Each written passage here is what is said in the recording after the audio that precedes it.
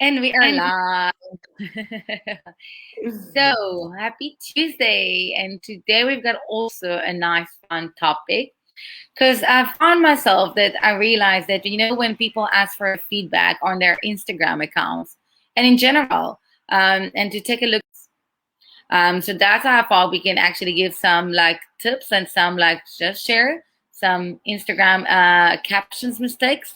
So I will ask you, what do you think that you do that it's maybe now when you're thinking about it, second guessing it? Okay, so this isn't personally so much for myself. Well, maybe some of it is, When you but this is quite broad, quite broad. So the first one is using unmeaningful captions for your audience. So why is that a mistake when people do that? Because think about it, what you're trying to do with social media, right, is to engage with your target market. You're trying to reach certain people that you can actually convert them, right, from followers or potential followers to actual clients, the clients that actually pay you money.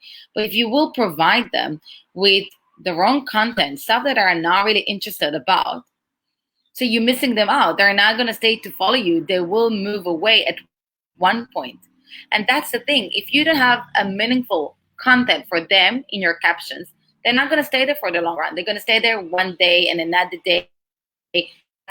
So have content that is relevant to your target market, relevant to those people. So I want you to So take a what? look for anyone who watches us.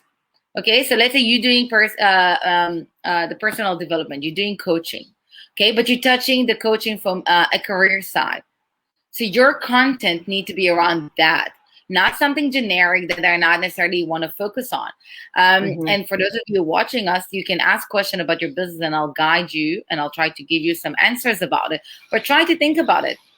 Is there like I'm on my page will give you tips on all type of social media because that's what relevant to my target market. That's what. But I'm not going to give you their tips on something that it's not relevant to you, and there's actually no meaning for it. So make sure that that's what you do when you put the content and the captions. So meaningful as in stick to what it is you do and don't try and do something that you don't do. And Okay. something that is relevant with them that will make an impact, that will make them say, okay, I want to take a look at this. I want to save it. I want to comment. I want to do something with this. Okay. The second one is don't have engaging hook in your first sentence that's too long. It is. So think about it. There's so much content, not only on like Instagram in general. There's so much content. Mhm. The Yeah. first thing to catch your eye is the image, but you clicked on it. If you don't have something to hook people that they will want to respond, that they will want to do something about it, you're missing them out. And then the algorithm won't see you as an interesting account. So when you look at this, and that's why like the first sentence is usually so long. That's why I always to start with a question. To start with saying like even from today's post, I will write like let's say 6 mistakes that you must follow. That's it. Simple. Or ask a question. What is your biggest mistake that you're doing on social media? Simple. It's a short sentence. It's something to hook them up, to get them to think, to get them to feel something. And it's all about the emotions as well, right? On social media and in general in advertising today. If you're not going to make people feel something, you're going to miss them out. They're Yeah, going to. I think one of the worst things, and I bring this up all the time, but there's somebody who, not on Instagram, but on WhatsApp, but probably, I don't know the frequency of it, maybe once a month or whatever, but sends me updates of what she's selling. That's the only communication we ever have of like her latest whatever she's doing. And I'm like, yeah, no, that's really not hooking me at all. So yeah, engage for sure. The third one, no space, and it's a long list. What do you mean by that? So you know how people, when they write their captions, they just share it as a story. They kind of like, we'll say it like in a way, like puking all the materials out there. And instead of actually dividing it to different paragraphs, making it very clear, walking them step by step. When you see a long text, there's no spacing in between there. It's like one huge big paragraph.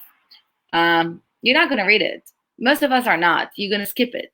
It's too much of a hassle for us to decide, okay, am I going to do it? Oh, I don't have power for this, whatever. I just give her a like and that's it. So people won't even see if you ask a question. People won't understand what you want from them. And they're not even going to contact you because they're actually not going to read it. So make some space in between. Do like 2-3 rows and then a space and another one. And then a space and another one if you want to have something long. Or try to really think about it from that side. People don't have the power and energy to read. So you're talking about, because I mean, we're talking about in Instagram, we're talking about it's hashtags, so it's not really sentences. So what are you referring to? So in the captions, when you write your post, so you wrote something, you started with a question, then you do a space, and then you start a new one. And then you're writing something, maybe personal, something not, and then do a space, and then you do a new one. And that's when doing it and making sure that in between, it's not too much. Because think about it, if I write a post that's 10 rows, for example, and there's no spacing in between, who's going to read it? Even my dog.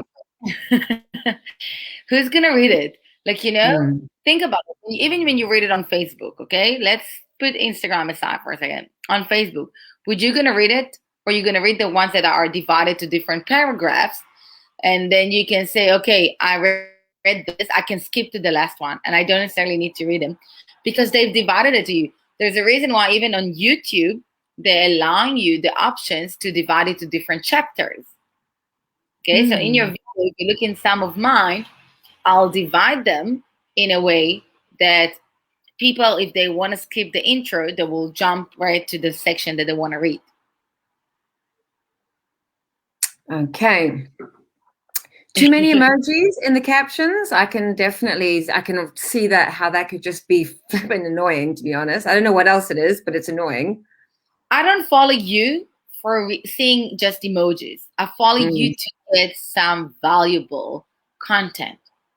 And when people do it, it's look like a circus. It's look like a kid have done it. Like I didn't have anything to say and all I'm using is like emojis. Or when it's too much, straight to the point. Say what you've got to say. Say it. You can use an emoji here, an emoji there, but don't like too much. Okay. Don't forget. It's also, it's like it looks like you had nothing to say, and that's what you do. That makes sense. Okay, the next one. The captions are all about you. You don't have to make it relevant to your audience. So that's the thing. It's not just about you. You can share a story from a client, from your side, you can share it, but make it about them. Make it relevant for them. If you share it, it's not I'm sharing for boohoo me and whatever happens to me. I'm sharing it because it's part of what I want to give you. I want to give you something that's relevant to you, something that you can actually read and learn from it.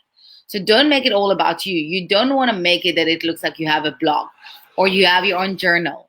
Then all you do is like, my dear, like Instagram. Today I had today I've had this and I had an emotion. So I get that completely, because I'm the last person to put stuff about me and my stuff at all. It's not what I use any of my social media for.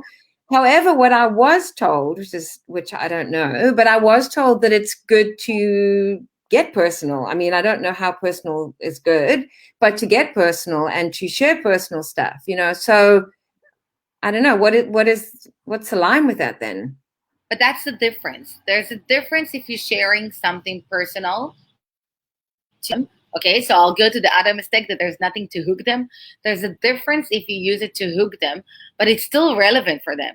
Okay, they're interested. They want to hear more. They want to know that you know what they're going through. They want to know that you have the solution. So you can share the personal note. I do it as well. But it's not all about me. It's not my journal. I don't use Instagram to tell you what's happening in my life every day and every time. And I think that's the main thing we need to notice. Okay, how are we doing this? How are we using it? And that's where it's a thin line between them. So share it, but don't share it from the side that like, okay, it's my diary, whatever. I'm telling you everything. I'm sharing because you can learn from this. You can get some added value out of it. So when you look at Instagrams, and again, I'll go back again to the side of saying, there's so much content in general on social media. You need to hook people up. You need to get their attention. And you can do it by sharing relevant content, sharing a bit of a personal story if that's going to help, but do it because you do it for them, not because necessarily you do it for you. If they can get something out of it, do it. So again, Yeah. for everyone who watches us, like if you have question, if you're not sure, if you disagree, just let me know in the comments. Those are mistakes that lots of people are doing. That just by changing small stuff, you can start seeing better results in the engagement side on Instagram. And I think when it doesn't become too much of a self-obsession, like there's a so I know what you mean when you say, because there's a difference between showing a thing to just, yeah, that self-obsession where it's just going on and on about you and you and you and you, and then you got to do this and then buy that and then subscribe to this and join this, and it's just like, oof, yeah, no, enough for sure. It's like I don't want to know. Like I want to know what you do, like on a personal note side. Yes, I do. I want to like the sneak peek of behind the scenes, and that's the nice thing with Instagram stories and reels and stuff that you can share actually, and gives a personal note. I also shared something personal that I did the kickboxing, like the Krav Maga, you know. But it's not all about my journey. So I'm visiting my family now. I'm not sharing all the time, like, oh, I've done this, I've done this, I've done that, I've done that.